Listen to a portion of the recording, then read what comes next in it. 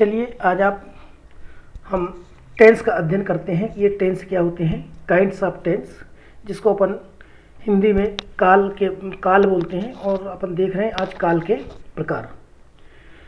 तो जैसे कि आप जानते हैं कि टेंस जो है ये मुख्य रूप से तीन ही प्रकार के टेंस होते हैं। पहला है प्रेजेंट टेंस, सेकंड है पास्ट टेंस और तीसरा है फ्यूचर टेंस। अब इन तीनों प्रकार के तीनों टेंस को प्रत्येक को 4 भागों में बांटा गया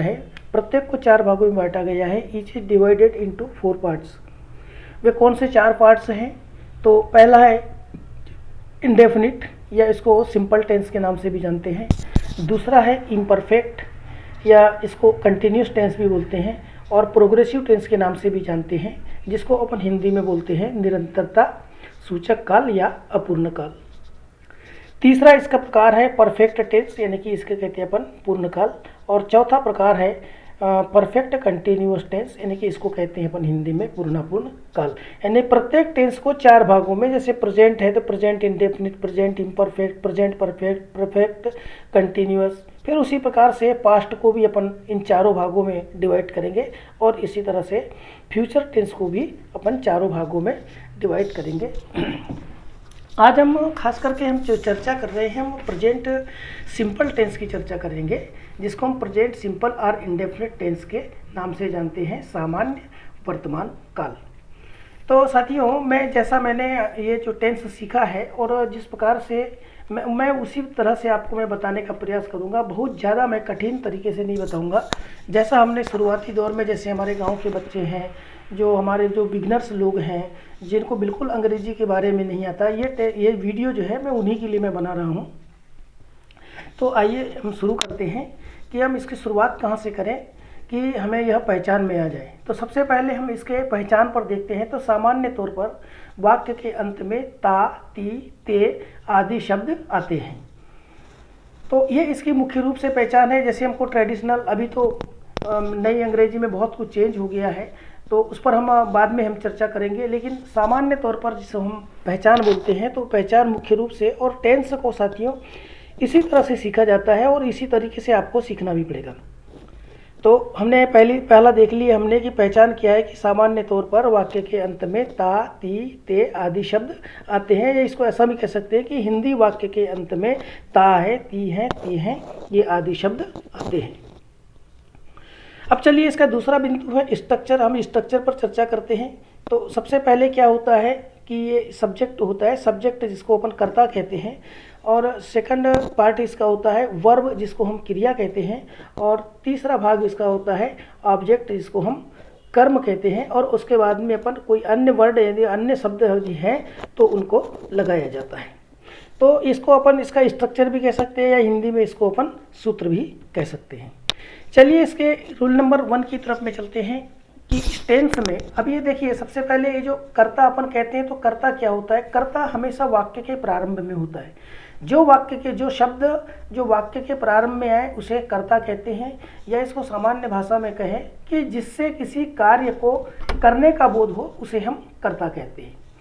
दूसरा है वर्ब यानी होती है क्रिया। क्रिया के लिए क्या शब्द है कि क्रिया जिससे किसी कार्य के होने का बोध हो, जो कर्ता के बाद में आए। अंग्रेजी में ध्यान रखेंगे, जो कर्ता के बाद में आए वह क्रिया होती है। और यही इसका नियम है कि सब्जेक्ट के बाद में वर्ब लगाते हैं और वर्ब के बाद में ऑब्जेक्ट लगाते हैं। कम से कम एक वाक्य को बनाने के लिए एक सब्जेक्ट और एक वर्ब का होना जरूरी है। वर्ब, उसके बाद में हमने यहाँ पर ऑब्जेक्ट की चर्चा कर ली है, हमने ऑब्जेक्ट रख दिया। ऑब्जेक्ट के बाद में यदि कोई अदर वर्ड है तो हमने अदर वर्ड या अन्य शब्दों को हमने यहाँ पर रख दिया। अब ये कर्ता कौन हो सकता है? कर्ता जो कार्य को करने वाला है या जो वाक्य के प्रारंभ में है। तो जो वाक्य के प्रारंभ में क्या क्या हो सकते हैं हम उन पर चर्चा करेंगे। जो वाक्य के प्रारंभ में, ध्यान रखेंगे, तो वाक्य के प्रारंभ में हम क्या हो सकते हैं? तो कोई नाउन हो सकता है, कोई प्रोनाउन हो सकता है, या कोई और भी अन्य जो कर्ता के रूप में आ सकते हैं। तो मुख्य रूप से जो हम चर्चा करेंगे कि नाउन और प्रोनाउन जो है यही सब्जेक्ट के रूप में आते हैं। तो ये क्या क्या हो सकते हैं, तो अब हम इस पर चर्चा करेंगे कि इसका रूल नंबर 1 क्या बोलता है। क्योंकि प्रेजेंट सिंपल टेंस ही वह टेंस है जो एक बार हमारे समझ में आ गया प्रेजेंट सिंपल टेंस, तो बाकी के टेंस जो है वो हमको समझने में बड़ी आसानी होती है। और यही हमको प्रेजेंट सिंपल टेंस ही हमारे समझ में नहीं आता, इसलिए हमको जो है वो टेंस समझ में नहीं आता और इसको हम छोड़ देते हैं। तो चलिए हम इसके रूल नंबर 1 की बात करते हैं कि इस टेंस में जब वाक्य का कर्ता, इस टेंस में ध्यान रखेंगे, इस टेंस में जब वाक्य का कर्ता उत्तम पुरुष यानी उत्तम पुरुष कौन कौन हो गए, यानी कि आई और वी, ये उत्तम पुरुष है। मध्यम पुरुष यानी मध्यम पुरुष में सिर्फ एक है, एक यू आता है, इस यू को हम मध्यम पुरुष कहते हैं। और अन्य पुरुष में बाकी सब ही है, सी है, इट है या कोई नाम है, ये सब जितने भी चीज़ें हैं, ये जितनी भी कर्ताओं की हम नाउन की प्रोनाउन की बात करें तो ये सब सारी चीज़ें जो है ये क्या है, ये अन्य पुरुष में आते हैं। अब हम कहेंगे कि उत्तम पुरुष किसे कहेंगे, तो उत्तम पुरुष बोलने वाले को उत्तम पुरुष, जैसे आई है, वी है, ये बोलने वाले हो गए। मध्यम पुरुष यू मतलब सामने वाला, आपके सामने जो भी आपकी बात को सुन रहा है वो क्या है, वो मध्यम पुरुष, जिसको अपन सेकंड पर्सन के नाम से जानते हैं। और जिसके बारे में हम कोई बातचीत की जा रही है, दो लोग मिलकर के, उत्तम पुरुष और मध्यम पुरुष मिलकर जिसके बारे में बातचीत की जा रही है, वो सब अन्य पुरुष के अंतर्गत आते हैं। जब भी अपन देखेंगे कोई भी बोलने वाला जो है, बोलने वाला और सुनने वाला, यदि बोलने वाला और सुनने वाला यदि ये दो व्यक्ति नहीं होंगे तो हमारी बातचीत नहीं हो सकती। और जब हम दो लोग मिलकर के बातचीत करते हैं, आई और यू मिलकर के बात करते हैं, तो किसी न किसी थर्ड पर्सन के बारे में ही हम चर्चा करते हैं। तो ये जितने भी थर्ड पर्सन जो है वो ही, सी, इट, आर, एनी नेम, कुछ भी हो, जो भी हो, चाहे वो नाउन हो प्रोनाउन हो, ये सब क्या है, ये थर्ड पर्सन में आते हैं। अब साथियों ये हमने पर्सन की बात की, ये प्रोनाउन का एक पार्ट है। तो फिर से हम इसको रिपीट करते हैं कि इस टेंस में जब वाक्य का कर्ता उत्तम पुरुष यानी कि आई वी, मध्यम पुरुष यू और अन्य पुरुष बहुवचन में हो। एक बात ध्यान रखेंगे कि अन्य पुरुष में जो नाउन और जो नाउन प्रोनाउन होते हैं वे एक वचन में भी हो सकते हैं और बहुवचन में भी हो सकते हैं। तो इसमें आपको ध्यान रखना है कि इस टेंस में जब वाक्य का कर्ता उत्तम पुरुष, मध्यम पुरुष और अन्य पुरुष बहुवचन में हो तो वाक्य की क्रिया में यस या यस नहीं लगाया जाता। अभी क्यों नहीं लगाया जाता, अभी हम इस पर विस्तार से हम चर्चा करेंगे। तो ये पहला नंबर का रूल हो गया। सेकंड नंबर का रूल अब देखेंगे। तो सेकंड नंबर के रूल में क्या है कि जब वाक्य का कर्ता ही, सी, इट या एनी नेम या कोई नाम हो तो वाक्य की क्रिया में यस या यस लगाया जाता है। या अन्य पुरुष एक वचन करता हो, जैसे हमने यहाँ पर अभी चर्चा की थी कि अन्य पुरुष में नाउन या प्रोनाउन जो है वो एक वचन भी होते हैं और बहुवचन भी होते हैं। तो हमको रूल नंबर 2 में हमको देखना पड़ेगा कि वाक्य की क्रिया में यस या यस लगाया जाता है, यानी कि जब वाक्य का कर्ता ही, सी, इट या कोई नाम हो तो वाक्य की क्रिया में यस या यस लगाया जाता है। या अन्य पुरुष एक वचन करता हो तो वाक्य की क्रिया में यस या यस लगाया जाता है। ये हमको आमतौर पर पढ़ाया जाता है, लेकिन मैं आमतौर पर हमको पढ़ाया जाता है।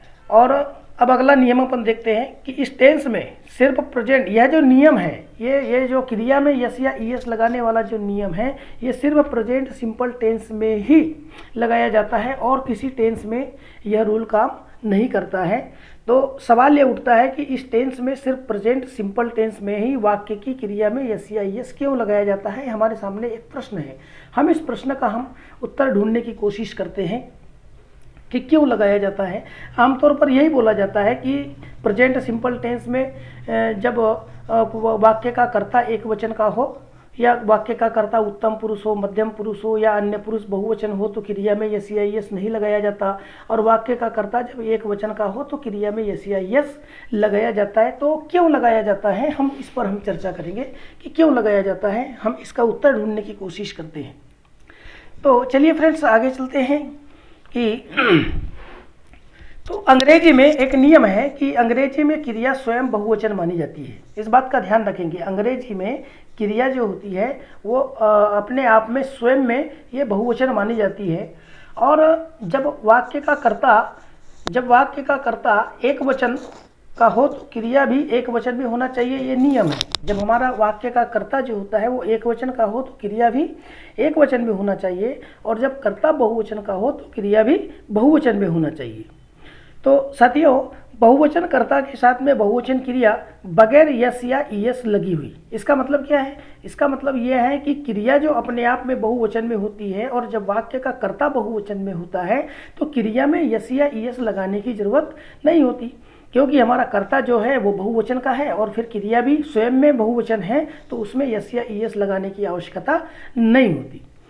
अब अगला है कि एक वचन कर्ता के साथ क्रिया में यस या ईएस लगाकर क्रिया को एक वचन बनाया जाता है। इसका मतलब क्या हुआ कि हमारा नियम यह है कि वाक्य का कर्ता एक वचन का हो तो क्रिया भी एक वचन में होनी चाहिए, और जब कर्ता का तो और क्रिया जो है वो स्वयं में बहुवचन होती है। जब क्रिया बहुवचन में है तो उसको एक वचन में लाने के लिए, क्रिया को एक वचन में लाने के लिए क्रिया में यस या ईएस लगाया जाता है। ये इसका मूल कारण है प्रेजेंट सिंपल टेंस में। नियम यही है कि जिस वचन में सब्जेक्ट होगा उसी वचन में क्रिया होगी। यह नियम भी, इस बात का भी ध्यान रखेंगे कि यह नियम सिर्फ प्रेजेंट सिंपल टेंस पर ही लागू होता है, इस बात का हमको ध्यान रखना चाहिए। तो इस तरह से जो है साथियों ये इसके नियम है। अब अपन इसके अगले भाग की तरफ में चलते हैं और कुछ बिल्कुल सिंपल और साधारण उदाहरण के माध्यम से हम इसको समझने का प्रयास करते हैं कि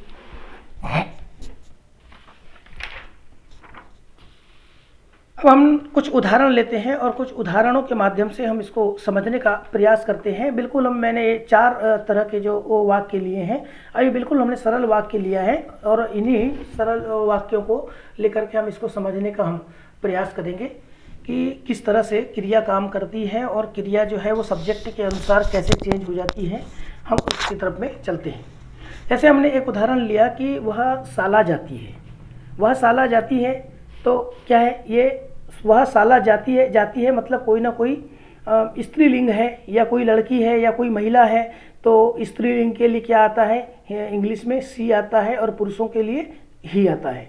तो सी गोस टू स्कूल, तो ये जैसा हमने यहाँ पर ये ईएस लगाया। हमने ये ईएस क्यों लगाया? क्योंकि हमारा नियम है कि जब वाक्य का कर्ता एक वचन का हो तो क्रिया भी एक वचन में होना चाहिए। तो हमने क्या किया, इसको ये जो गो है, ये गो यानी क्या होता है, गो यानी जाना होता है, और ये जो क्रिया अपने आप में कौन से वचन में होती है, ये प्लूरल नंबर में होती है। अब जब प्लूरल नंबर में होती है तो इसको कर्ता के अनुसार इसको रखने के लिए क्या करेंगे, हम इसमें यस या ईएस लगा देंगे। जब हम इसमें यस या ईएस लगा देते हैं प्रेजेंट सिंपल टेंस के लिए, ध्यान रखेंगे प्रेजेंट सिंपल टेंस में क्रिया में यदि हमने यस या ईएस लगा दिया तो क्रिया जो होती है वो एक वचन होती है, और जो कर्ता जो है हमारा एक वचन का है। अब हमारी क्रिया भी एक वचन की हो गई और टू लगा करके हमने स्कूल कर दिया। तो वह स्कूल जाती है, सी गोस टू स्कूल।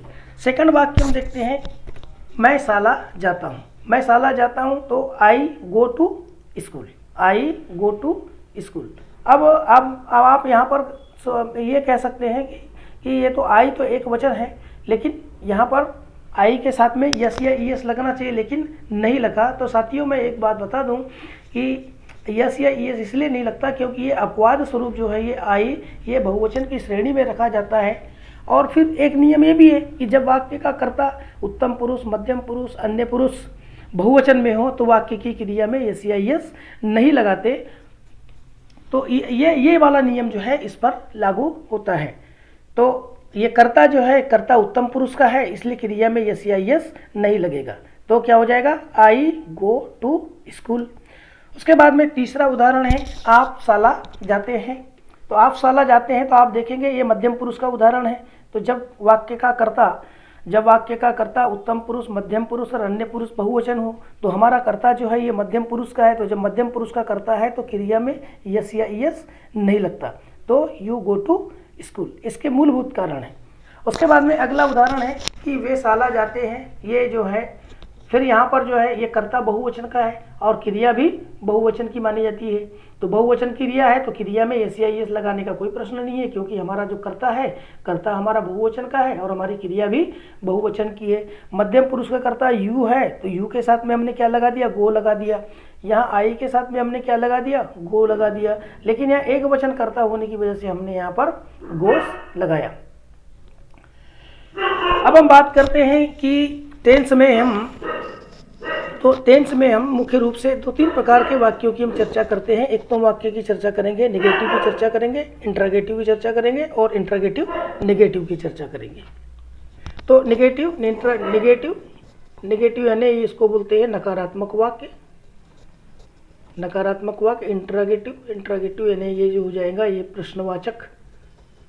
प्रश्नवाचक वाक्य, और इंट्रोगेटिव नेगेटिव यानी कि प्रश्नवाचक नकारात्मक वाक्य। तो हम ये 3 तरह के यहाँ पर वाक्यों की हम चर्चा करेंगे। बाकी वाक्यों की चर्चा हम अगले वीडियो में करेंगे, लेकिन खास तौर से जब टेंस सीखते हैं तो टेंस में हमको इस तरह से वाक्यों की चर्चा हमको करना पड़ेगा। तो अब आपने एक बात और गौर किया होगा कि प्रेजेंट सिंपल टेंस में जब हम साधारण वाक्यों का हम ट्रांसलेट करते हैं तो किसी प्रकार की सहायक क्रियाओं की आवश्यकता हमको नहीं पड़ती। जब एक्शन हो, जब नॉन एक्शन वाक्यों में तो हमको सहायक क्रियाओं की आवश्यकता पड़ती है, लेकिन जब एक्शन वाले जो वाक्य होते हैं और असर्टिव सेंटेंस होते हैं, सकारात्मक वाक्य होते हैं, साधारण वाक्य होते हैं, इन साधारण वाक्यों को ट्रांसलेट करते समय प्रेजेंट सिंपल टेंस में किसी भी प्रकार की सहायक क्रियाओं की आवश्यकता नहीं पड़ती। लेकिन जब हम नेगेटिव बनाते हैं या इंट्रोगेटिव बनाते हैं, इंट्रोगेटिव नेगेटिव में इनको हम चेंज करते हैं तो हमें सहायक क्रियाओं की आवश्यकता पड़ती है। तो मुख्य रूप से हम सहायक क्रियाएं जो है वो अंग्रेजी में 24 सहायक क्रियाएं मानी जाती हैं। 24 सहायक क्रियाएं मानी जाती हैं। कुछ लोग 27 क्रियाएं भी मानते हैं, और 1-2 को और ले लिया जाए तो 27-28 जो है वो हेल्पिंग वर्ब जो है, एक्सिलरी वर्ब माना जाता है। और हम इस जो है वो जितनी भी हेल्पिंग वर्ब्स हैं और जितनी भी सहायक क्रियाएं हैं, इन पर हम अगले वीडियो में हम चर्चा करेंगे कि ये क्रियाएं कितनी होती है और ये कैसे काम करती हैं। तो मुख्य रूप से जो है हम 24 सहायक क्रियाएं मान करके चलते हैं, और 24 सहायक क्रियाओं में इसमें से 13 सहायक क्रियाएं जो होती है, 13 हेल्पिंग वर्ब जो होती है, ये टेंस के काम में आती है, और बाकी की जो 11 होती हैं उनको हम मॉडल वर्ब के नाम से जानते हैं। हम इनका जो है वो सेपरेट वीडियो बनाएंगे, तब हम इन पर हम चर्चा करेंगे कि ये हेल्पिंग वर्ब क्या होती है। और मुख्य रूप से हम यहाँ पर चर्चा करेंगे कि टेंस के जो काम आने वाली वे कौन कौन सी सहायक क्रियाएँ हैं, हम उनकी चर्चा करते हैं। तो पहली सहायक क्रिया है डू, उसके बाद में है does, am, is, are, has, have, did, was, were, कोई वर भी पढ़ता है इसको, कोई वेयर भी पढ़ता है, हैड, सेल और विल। इस तरह से जो इतनी क्रियाएं जो है ये टेंस के काम में आती हैं, और इन्हीं के आधार पर हम टेंस का निर्माण करते हैं। तो इनकी संख्या जो है 1 2 3 4 5 6 7 8 9 10 11 12 13। तो ये जो 13 सहायक क्रियाएं जो हैं जिनको अपन हेल्पिंग वर्ब के नाम से जानते हैं, तो ये 13 सहायक क्रियाएं जो हैं ये टेंस के काम में आती है। तो पहली जो 2 सहायक क्रियाएं हैं ये प्रेजेंट सिंपल टेंस में हम इनका उपयोग करते हैं। फिर बाकी प्रेजेंट कंटिन्यूस टेंस में ये हेल्पिंग वर्ब के रूप में काम करेगी, फिर ये परफेक्ट में काम करेगी। इस तरह से साथियों अपन आगे जैसे जैसे हम टेंस के सफ़र में हम जर्नी में हम आगे जाते जाएंगे, तो उस प्रकार से हम इस पर हम चर्चा जरूर करेंगे। लेकिन अभी हम चर्चा कर रहे हैं कि प्रेजेंट सिंपल टेंस में साधारण वाक्यों में किसी भी प्रकार की हेल्पिंग वर्ब का प्रयोग नहीं करते, लेकिन जब हम नेगेटिव और इंट्रोगेटिव का हम निर्माण करते हैं तब हमें डस और डू सहायक क्रियाओं की हमें ज़रूरत पड़ती है। तो जैसे हमने ये बोला कि वह स्कूल जाती है, अब हमें ये बोलना है कि वह स्कूल नहीं जाती है। जब हम नहीं जाती है बोलेंगे, और देखिए नियम वही काम करेगा, हमने कर्ता की जगह कर्ता लगा दिया, लेकिन हमने यहाँ पर क्या किया, एक वचन करता है तो हमने यहाँ पर डस का प्रयोग किया, डस, और इसके बाद में हमने यहाँ पर नॉट फिट कर दिए और यहाँ पर गो फिट कर दिया। तो she does not go to school. इसको समझने का प्रयास करिए कि हमने एक वचनकर्ता के साथ में हमने डस लगाया और डस के बाद में हमने नॉट लगा दिया, और जो गोस न लगाते हुए हमने यहाँ पर गो लगा दिया। ध्यान रखेंगे किसी भी एक क्रिया के साथ में ही यस या ईएस लगता है। मूल रूप से आप देखेंगे ये जो डू है, ये डू ही जब एक वचन करता होता है तो इसी में हम जो है यस या ईएस जोड़ते हैं, इसलिए हम क्रिया के मुख्य क्रिया के यस या ईएस हम यहाँ से हट जाते हैं और वो सहायक क्रिया में आके यस या ईएस लग जाते हैं। एक्चुअल में हम बोलते जरूर है कि दो सहायक क्रियाएं होती है, हैज़ तो एक्चुअल में वो एक ही सहायक क्रिया होती है, लेकिन सिर्फ यस या ईएस लगाने और सिर्फ समझने की दृष्टि से, बिगनर्स लोगों को समझने की दृष्टि से हम डस और डू ये दो सहायक क्रियाओं को मानते हैं, लेकिन एक्चुअल में वो है तो एक ही। उसके बाद में हमें प्रश्नवाचक वाक्य बनाना है, इंट्रागेटिव वाक्य बनाना है। तो इंट्रागेटिव के लिए क्या करना पड़ेगा, सिंपल सा है कि ये जो डस है, डस कर्ता के आगे लगा देते हैं, डस सी गो टू स्कूल, बस इतना ही करना है। तो यह वाक्य जो है आपका इंट्रागेटिव बन जाता है। और इंट्रागेटिव नेगेटिव के लिए डस सी नॉट गो टू स्कूल। इसी तरह से मैं शाला जाता हूँ तो आई गो टू स्कूल। जब मैं शाला जाता हूँ आई गो टू स्कूल। इसका यदि हम नेगेटिव बनाएंगे तो क्या करेंगे, हमें डू नॉट का प्रयोग करेंगे, डू सहायक क्रिया का प्रयोग करेंगे। तो डू नॉट, तो जब डू नॉट लगाएंगे तो I do not go to school. तो जब कर्ता उत्तम पुरुष का है तो आई कौन सा है करता है, ये उत्तम पुरुष का करता है, ये उत्तम पुरुष का करता है, इसलिए यहाँ पर हमने सहायक क्रिया डू का प्रयोग किए और साथ में हमने नेगेटिव वाक्य इसलिए हमने नॉट लगाया। और इसमें यस या ईएस लगाने का प्रश्न ही नहीं है, क्योंकि ऑलरेडी हमारा कर्ता जो है ये बहुवचन का है और क्रिया भी बहुवचन में। सिर्फ प्रेजेंट सिंपल टेंस के सिर्फ एक वचन कर्ताओं के साथ में हमको ध्यान रखना है कि जब वाक्य का कर्ता एक वचन का हो या अन्य पुरुष एक वचन में हो, ही हो, सी हो, इट हो, या कोई नाम हो, या एक वचन कर्ता हो, बॉय हो, गर्ल हो, है, तो ये इस तरह से जब एक वचन का कर्ता होता है तो सिर्फ हमको यहाँ पर क्या करना पड़ेगा, हमको डस का प्रयोग करना पड़ेगा। और मुख्य क्रिया के जब हमको नेगेटिव वाक्य बनाते हैं तो इस बात का ध्यान रखें कि जब हम नेगेटिव वाक्य बनाते हैं तो डस सहायक क्रिया का प्रयोग करेंगे और मुख्य क्रिया के यस या ईएस यहाँ से हटा देते हैं। तो चलिए उसी तरह से अपन यहाँ पर इंट्रागेटिव देखते हैं। तो इंट्रागेटिव में भी वही है, डू सहायक क्रिया को हमको कर्ता के पूर्व लाना है, उसके बाद में हमको मेन वर्ब लगाना है। और क्योंकि यहाँ पर इंट्रागेटिव इसलिए इसमें नॉट नहीं लगेगा और go to school. Interrogative negative में नेगेटिव भी इंट्रागेटिव की तरह बनता है, लेकिन सिर्फ नहीं लगाने के लिए हमको मुख्य क्रिया और सब्जेक्ट के बीच में, हमको दोनों के बीच में हमको नॉट लगा देना है। Do I not go to school, क्या मैं स्कूल नहीं जाता हूँ। Do I go to school, क्या मैं स्कूल जाता हूँ। उसके बाद साथियों आप शाला जाते हैं, आप शाला जाते हैं क्या हो जाएगा, you go to school, you go to school. और उसके बाद हम नेगेटिव देखेंगे, बिल्कुल सिंपल है, सरल है, शायद आप लोग अब समझ भी गए होंगे कि you do not go to school. हमारा कर्ता जो है ये उत्तम मध्यम पुरुष का कर्ता है और मध्यम पुरुष के कर्ता के साथ में कि बहुवचन की क्रिया लगती है, और जिसमें बहुवचन की क्रिया लगती है तो फिर उसमें क्या है, डू सहायक क्रिया का प्रयोग होता है, डस का नहीं होता।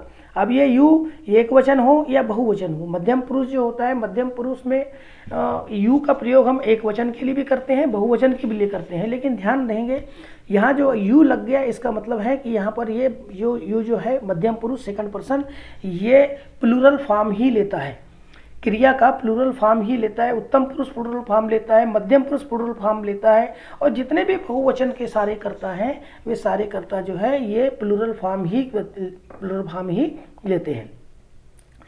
चलिए अब इसके बाद में हम बात करते हैं इंट्रागेटिव की। Do you go to school, तो ये जो डू है ये कर्ता के पहले आ गया, उसके बाद में फिर ये यू आ गया, गो टू स्कूल। बिल्कुल सिंपल है, बस सीखना क्या है, हमें सीखने के लिए सिर्फ इतना ही है कि प्रेजेंट सिंपल टेंस में यस या ईएस हमको कहाँ लगाना है और कहाँ नहीं लगाना है, बस इतना ही इसमें सीखना है। Do you not go to school, do you not go to ये आपका इंट्रागेटिव नेगेटिव हो गया।